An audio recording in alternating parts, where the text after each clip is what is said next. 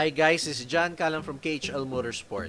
Sa video na to, itatalakay ko yung aming project bike, which is a 2012 Honda CBR150R version 2. Nakita nyo po sa last video namin na kinakabitan namin ng Powertronic piggyback ECU yung bike. For this video, umaandar na siya. So nakuha namin yung bike bago magkaroon ng lockdown sa Metro Manila back in the middle of March. So just before that, we managed to scoop it up from the previous owner. So we got the bike incomplete and not running. So kinumpuni namin onte-onte, and again, linagyan namin ng Powertronic, and then afterward, linagyan namin ng WRX Racing exhaust. Well, this CBR150R is the second generation of the bike. Unang linabas ng Honda ang CBR150R noong 2002. Yung version 1, mas maliit yung kaha, mas manipis. It was a carbureted model. The version 2, iba ang cladding, pero yung makina niya is the same as the carb version, pero fuel injected na siya. So it has a 63.5 by 47.2 bore and stroke. Pretty much it's an over square engine, so talagang mas gusto niyang mag-rev ng gusto. 11,500 RPM redline, but ngayon in-elevate namin to 13,000 with the Powertronic piggyback ECU. Pero an all-new model was released to the world in 2016, so that's the version 3, and that's the model of CBR150R that's currently available in the Philippines up to this day. Basically, maraming kalikot yung bike. So in the previous video, sinabi rin namin na naka-charmo block siya. So the displacement of the bike is now maybe 170cc. Naka-racing clutch siya with racing springs, pero tinanggal namin yung racing clutch spring. Binalik namin sa stock springs because it was kind of hard to modulate the clutch, especially for me na bagito lang sa manual. Ang stock sprockets ng Honda CBR150R is 1543. So I thought maybe 1542 would work nicely para may konting top speed, pero I kind of feel that the bike would appreciate more na iksihan pa yung final drive or a 44 tooth sa likod. Also kinabitan namin ng WRX Racing exhaust. It's the K150 pipe with a GP3 canister. Externally, maraming modifications yung bike. The previous owner fitted the front brakes from a Motorsport Z200 old, so naka-dual disc brake siya. In tandem with that, rin siya, inverted strut fork siya. Kinabitan din siya ng Pirelli Diablo Rosso 2 tires. So pinaggastusan talaga ng may-ari ito. 120/60/17 sa harap and 150/60/17 sa likod. We've gone through several Breakmaster cylinders, pero ang ginawa ko actually just today, while the day of filming this video, nagpalit ako ng RCB na front Breakmaster. Kasi yung mga pinagkakabit ko, mga undersize, kasi dual brake calipers nga itong bike na to. So nag-order tayo ng RCB na 14mm Breakmaster, and the brake feel now is fantastic. The previous owner, inayos niya yung itsura, so it doesn't look like a stock CBR150R version 2. So yung mask niya, custom, and yung rear tail fairing niya is also custom. Linagyan namin ng LED na bulb sa dual headlights niya, dalawang H4 siya.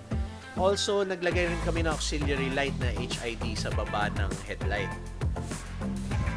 LED rin yung tail lamp assembly niya, para siyang double barrel, makikita nyo below, and integrated na dun yung signal light. And also yung front signal light niya, LED din na flush mounted. Let's take this for a ride, and I hope that you could see how this feels like.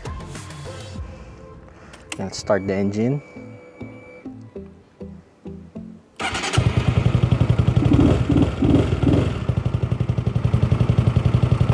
Alright, let's go.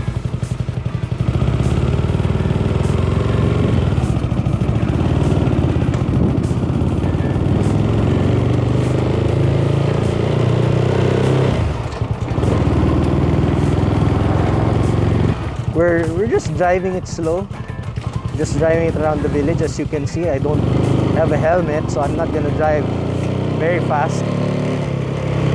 I'm not also gonna show you how fast this thing goes. It's actually not that fast. It really needs a tune to maximize the Charmo bore. But right now, besides the engine being a bit lacking of torque, I don't know if it's naturally like this or it's just not properly tuned for the big bore block. But yeah, but to cruise around, it's okay. Maybe a bit more pep is needed. Maybe you could do that with better sprockets. The suspension plays very well. The front dampers, in concert with the rear monoshock, it's doing absorption pretty good, I guess. Not bad. It feels comfortable. Good thing about this Powertronic box, we fitted it with the optional quick shifter. So I can shift this upshift this without the clutch. I'll demo it to you now. First gear, second gear, third gear, no clutch. Same throttle application. The weight of this bike is pretty good. I really like the weight of this bike. It's very comfortable to sashay it left and right. And the seat height is perfect for my frame. I'm 5'9". Barely tip it toe a little bit. But for all intents and purposes, it's flat. The GP3 canister is just the right amount of silencing. And the tone is good, as you can see.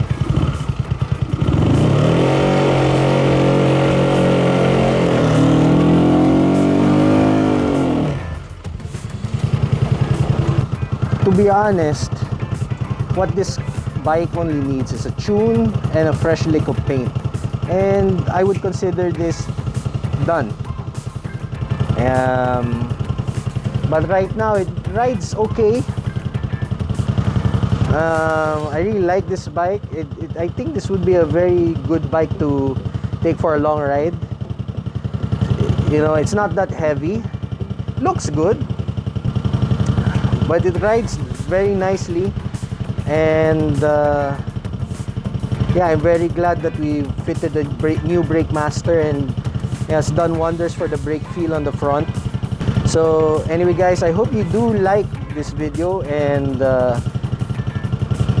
I hope that you'll stay tuned to more videos of this nature, like with motorcycles. We'll get back to cars also in a bit, as and when we find a nice topic to discuss.